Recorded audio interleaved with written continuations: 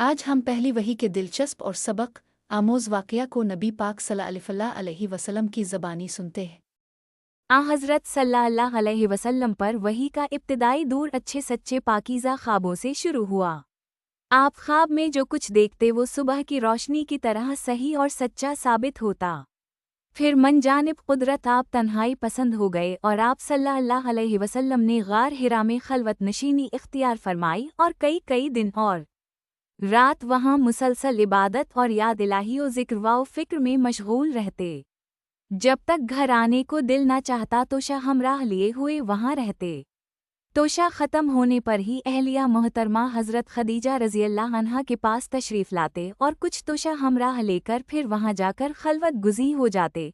यही तरीक़ा जारी रहा यहाँ तक कि आप पर हक़ मुनकशिफ हो गया और आप गार हिराही में क़याम पज़ीर थे कि अचानक हज़रत जिब्रील अलैहिस्सलाम आपके पास हाजिर हुए और कहने लगे कि ए मोहम्मद पढ़ो। आप फरमाते हैं कि मैंने कहा कि मैं पढ़ना नहीं जानता। आप सल्लल्लाहु अलैहि वसल्लम फरमाते हैं कि फ़रिश्ते ने मुझे पकड़कर इतने ज़ोर से भैंचा कि मेरी ताकत जवाब दे गई। फिर मुझे छोड़कर कहा कि पढ़ो। मैंने फिर वही जवाब दिया कि मैं पढ़ा हुआ नहीं हूँ। इस फरिश्ते ने मुझको निहायत ही ज़ोर से भैंचा कि मुझको सख्त तकलीफ़ महसूस हुई। फिर इसने कहा कि पढ़।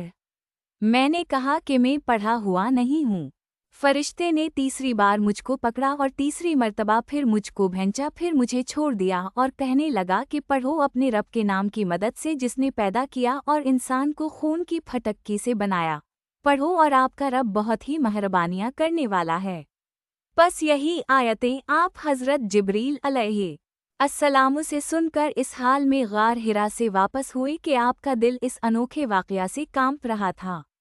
आप हज़रत खदीजा के यहाँ तशरीफ़ लाए और फरमाया कि मुझे कंबल ओढ़ा दो, मुझे कंबल ओढ़ा दो। लोगों ने आपको कंबल ओढ़ा दिया।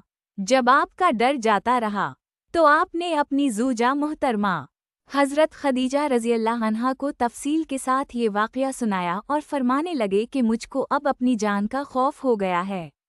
आपकी अहलिया मोहतरमा हज़रत खदीजा रज़ियल्लाहु अन्हा ने आपकी ढारस बंधाई और कहा कि आपका ख्याल सही नहीं है। खुदा की कसम आपको अल्लाह कभी रसू नहीं करेगा। आप तो इखलाक फाजिला के मालिक हैं। आप तो कुंबा परवर हैं। बेकिसों का बोझ अपने सर पर रख लेते हैं। मफलसों के लिए आप कमाते हैं। मेहमान नवाजी में आप बेमिसाल हैं और मुश्किल वक्त में आप अमर हक़ का साथ देते हैं। ऐसे औसाफ हसना वाला इंसान यूं बेवक्त ज़िल्लत व खारी की मौत नहीं पा सकता। फिर मज़ीद तसल्ली के लिए हज़रत खदीजा रज़ियल्लाहु अन्हा आप सल्लल्लाहु अलैहि वसल्लम को वर्क़ा बिन नौफल के पास ले गईं, जो उनके चचाज़ाद भाई थे और ज़माना जाहलियत में नसरानी मज़हब इख्तियार कर चुके थे और अबरानी ज़बान के कातिब थे।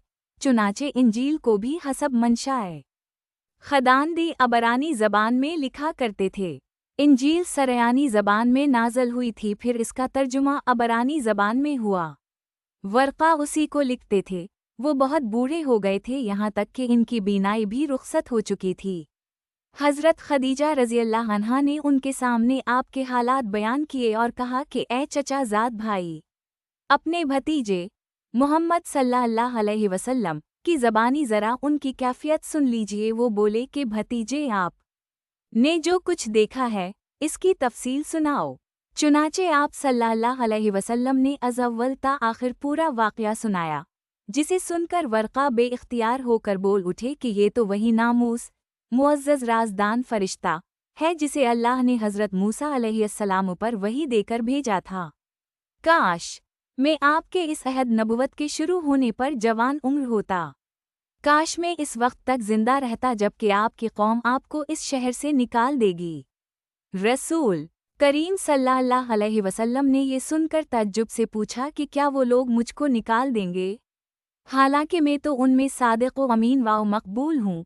वर्क़ा बोला, हाँ ये सब कुछ सच है, मगर जो शख्स भी आपकी तरह अमर हक़ लेकर आया लोग इसके दुश्मन ही हो गए हैं। अगर मुझे आपकी नबुवत का वो ज़माना मिल जाए तो मैं आपकी पूरी मदद करूँगा। मगर वर्क़ा कुछ दिनों के बाद इंतकाल कर गए। फिर कुछ अरसा तक वही की आमद मौकूफ़ रही। आज हम पहली वही के दिलचस्प और सबक آموز واقعہ کو نبی پاک صلی اللہ علیہ وسلم کی زبانی سنتے ہیں۔